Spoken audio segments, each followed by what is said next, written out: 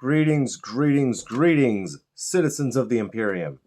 Welcome to Let's Paint. I'm your host, Trooper6. And as you saw from the thumbnail, of course, we got something cool. We got something special. We got something wicked.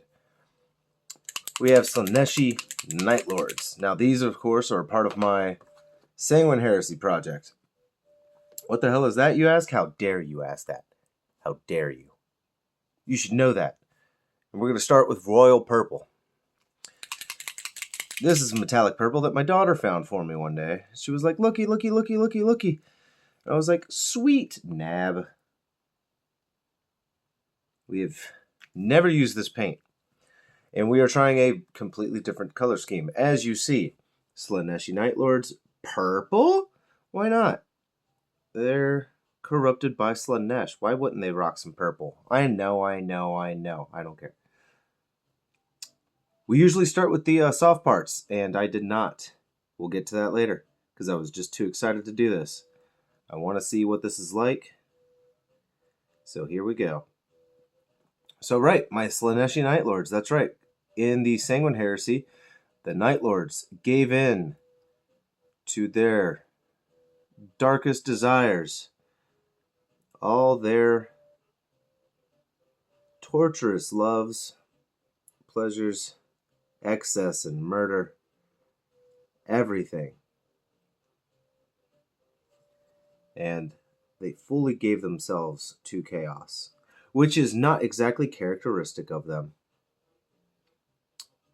But at the moment, and I will let y'all decide this,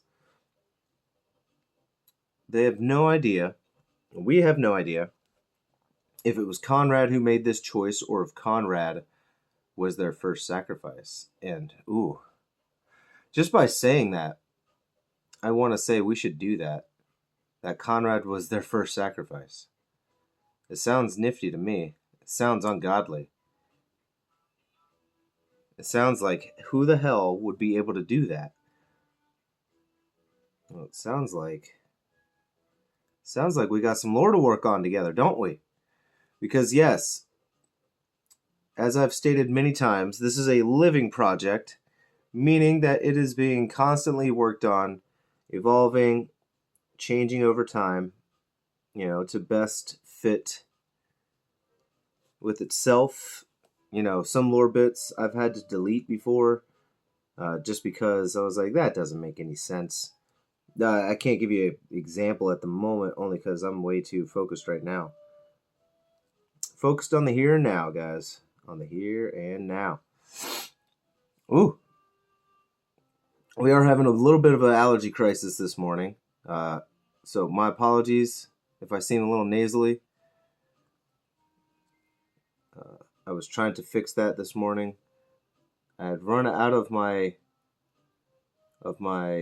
Javas, and I decided to run out to 7-Eleven real quick before I did any of this. So I did that. Thankfully, they had my Javas.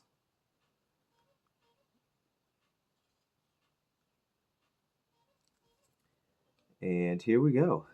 We got one leg. All right. Seriously, though, I did like that bit about the whole Conrad being their first sacrifice. I feel like that would be a very interesting lore piece. And if you think so too, go ahead and comment below. Let me know what your thoughts are.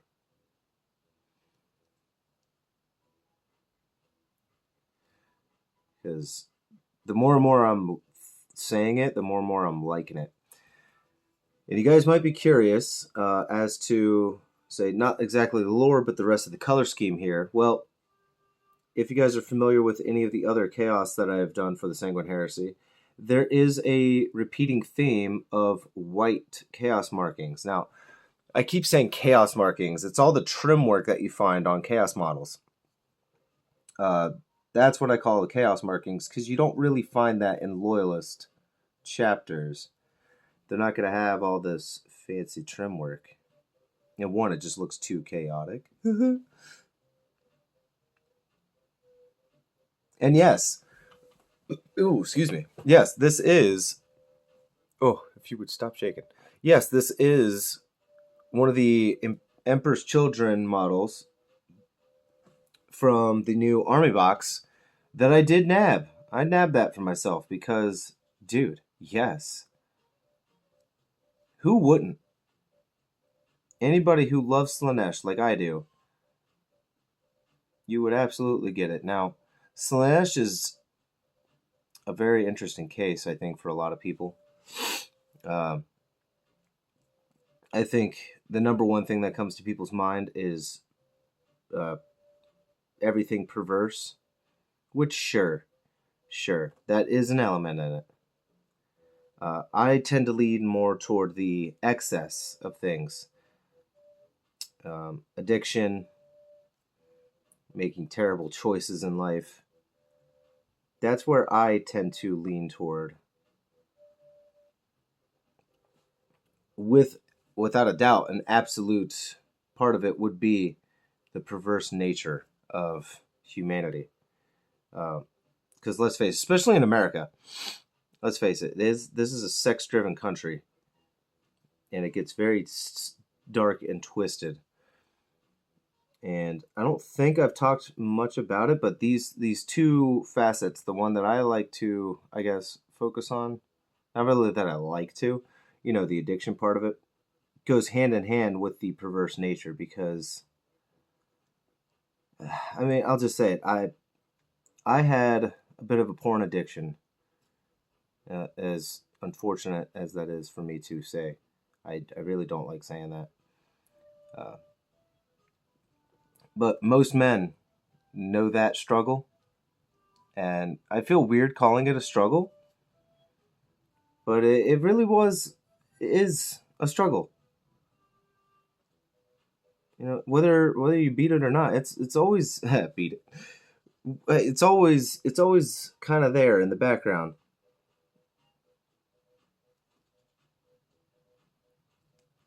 And it's quite hard to shake. Now, I've never exactly been one for like an excess of drugs, but I've had what I consider to be my share. I've had my share of it, although I did not go crazy like a lot of people did. But I've had my experience, I've had my time, and I don't care to go back to those times in any facet of it. And doing things with Slanesh allows me to kind of tap in to everything that I had experienced without giving in, which I think is key to keeping yourself right. With all things, um, in an addiction sense, you need more, and you need more, right? And then it's not just more. It's not just the more of it that you need. It's you start to crave others. Like when they say marijuana is a gateway drug. I used to call that complete horseshit. I used to get so mad at that,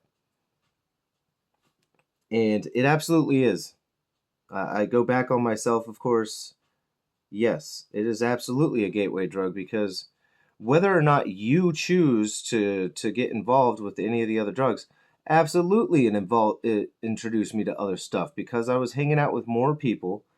Then I started to meet other people, and those people really liked other things. I was introduced to cocaine. No, I never did cocaine. I didn't have the stomach for it. Honestly, I didn't want to die. Um, you see, I have a heart condition, I have a heart murmur, and I figured cocaine would probably just kill me. And then one of a kind of a realization wake up call was the friends that I was hanging out with. They knew this about me. I told them about that, yet they still tried to offer it to me. And well, like anybody would say, well, what did you fucking expect? They were fucked up on drugs all the time. Yeah, of course they were going to offer that. They didn't care. They wanted to see what happened. And you're right. They did. They did just want to see what happened. And obviously, I don't hang out with them anymore. I haven't hung out with people like that in over 10 years.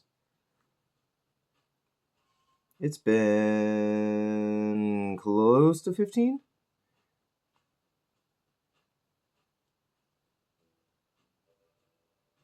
I can't even tell you how long it's been.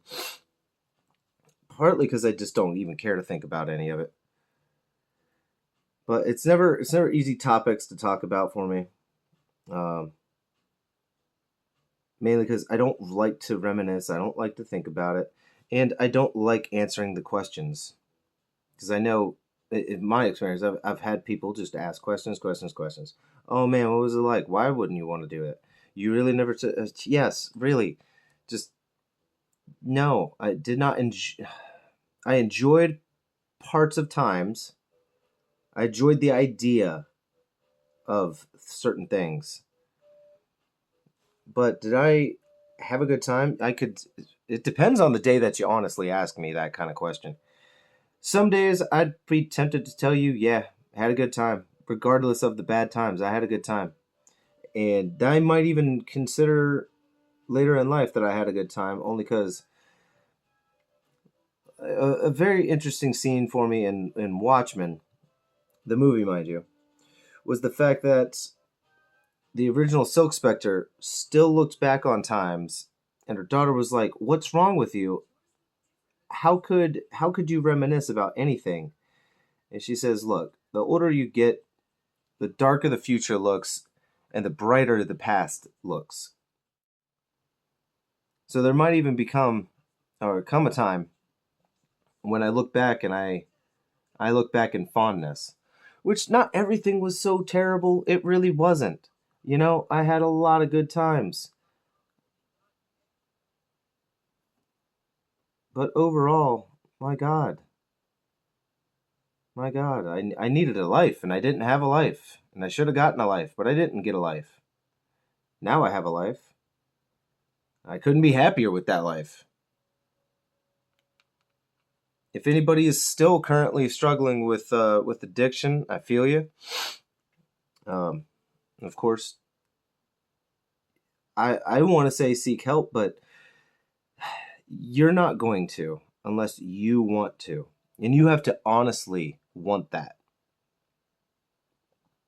You have to really want that deep down inside yourself. Otherwise, you won't do it. I didn't do it. None of my friends did it. You know, not until they wanted to, not until they were ready. Some people, it was almost forced upon them. And I want to say those people are at risk for a relapse. I want to say, I don't want it to be true, though. I want them to be like, good, I'm glad you got forced out of it, and now you're doing better. And I'm sure there are times like that where people were forced out of their situations, out of their habits and everything, and they didn't go back. And more power to you. Couldn't be happier. And you see, this topic almost kind of sets me on edge.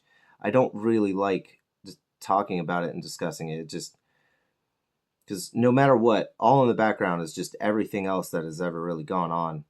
All the really dumb choices, and the terrible people that I met. And yeah, I really don't care for it. And this is coming from someone who had their medical card. You know, I had a medical marijuana card.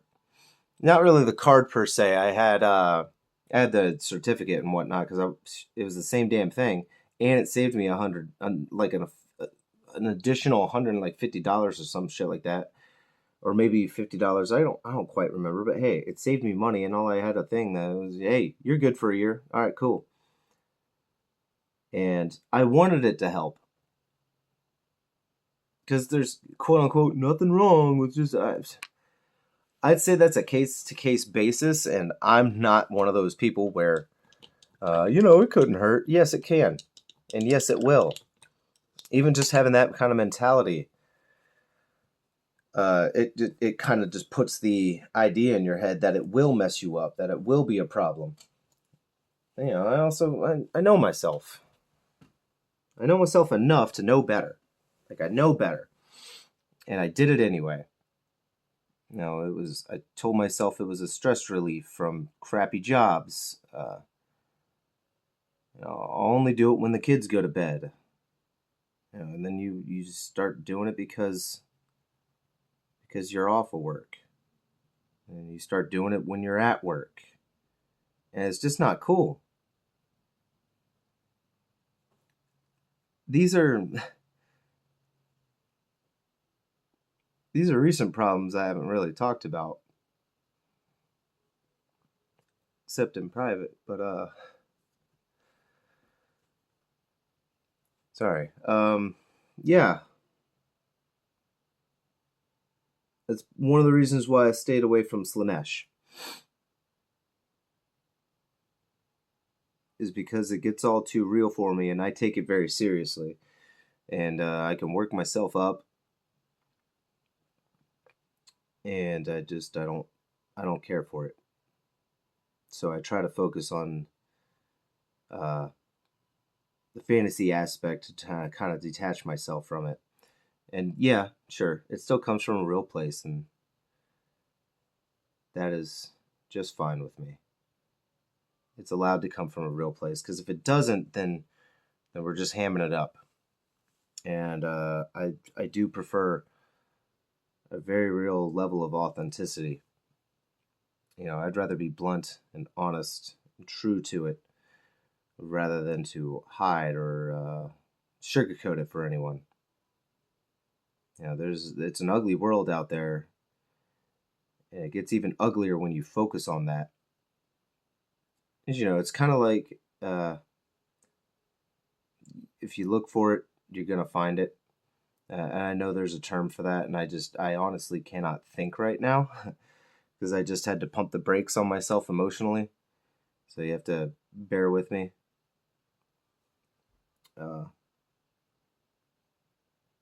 As I really, I wasn't trying to make this episode about this or this series, so that's a my bad kind of thing. Once you start talking, the floodgates open and all this crap comes out, and yeah. And of course, the Blade Runner Blues came on, which doesn't help because who doesn't like to suffer with a good soundtrack? I mean, geez, man. And when you're sad, I don't know about you. When you're sad, I tend to listen to the sad songs. I keep perpetuating it. It just keeps continuing, which is almost just so stupid. But hey,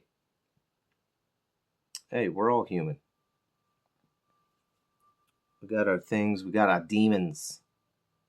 And that's why we should all just play Demon Souls. Well, you know what? Well, yeah.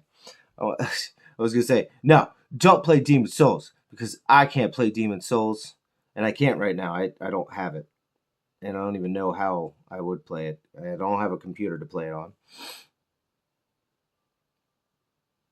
But it's okay. I don't need the Demon Souls right now.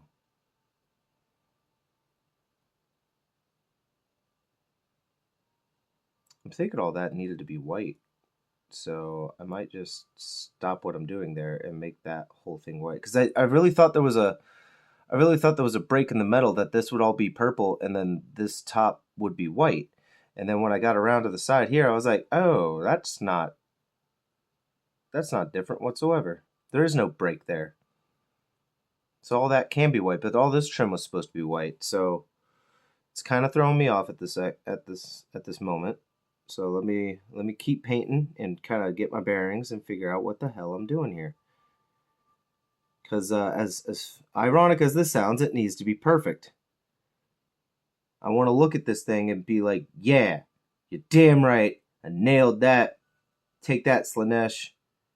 You'd be proud. You'd be so proud.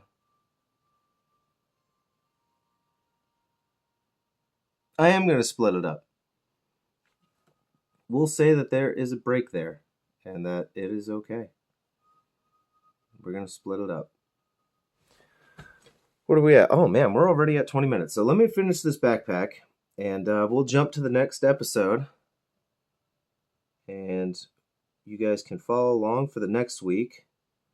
I don't even know when this is going to air, so you have to excuse me. I want to say this should be in July.